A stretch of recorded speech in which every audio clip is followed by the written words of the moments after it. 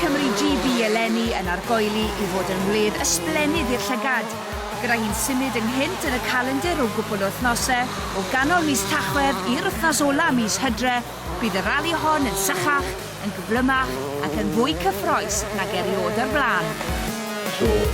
Ac yn dilyn lansiad Rali Cymru GB yn ddiweddar, mae'r digwyddiad bellach yn gadar o fewn golwg.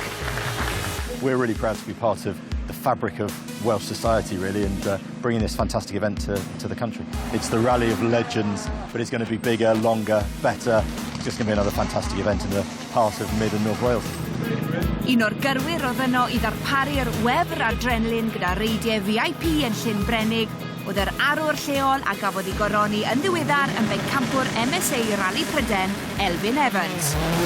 Mae Rali Cymru GB yn un o'r rali yna lle allai rhywbeth ddigwydd. Mae'r ymodau o hyd yn anodd. Mae'n bwrw glew, mae'n niwliog, ti'n gwybod. Mae'n o hyd lot o challenges. Mae'r cymalau yn anodd dros ben wedyn. Dwi'n meddwl y ffaith bod rhywbeth yn gydru digwydd wedi mor newidiol ydy beth sy'n gydru wneud i'n anodd.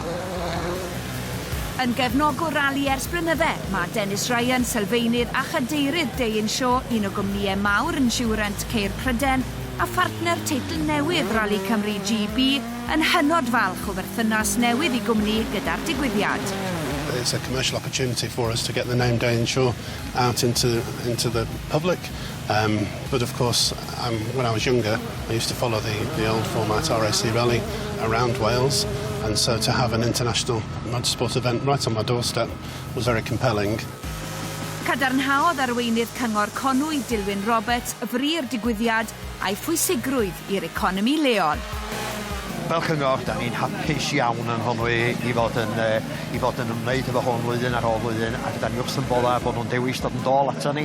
Mae hynny yn ei hun yn rhoi hyder I ni yn y ffaith bod nhw yn bodlon iawn o'r gwaith da ni roed I fewn o, ac bod ni yn gwneud y trefniadau fel maen nhw'n dymuno, ac bod o'n llwyddiant o flwyddyn I flwyddyn.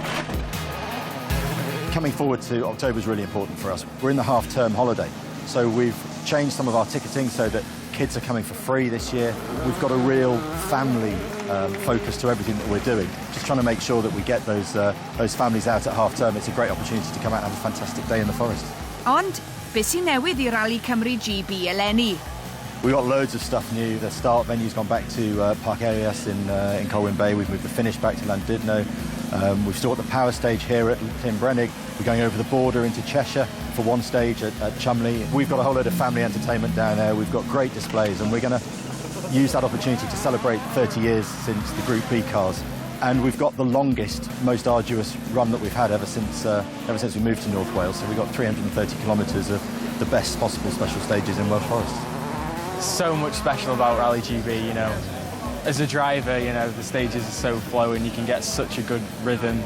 You get to the end of the stage and you see you've set a fast time, you can smell the mud on the exhaust, it's just amazing. And I've spectated on the rally so many times as well when I was a kid growing up, so to do it's really special. Bydd cychwyn antur Rali Cymru GB Day-in Show ar Hydref y 7 ar 20 tan y 10 ar 20.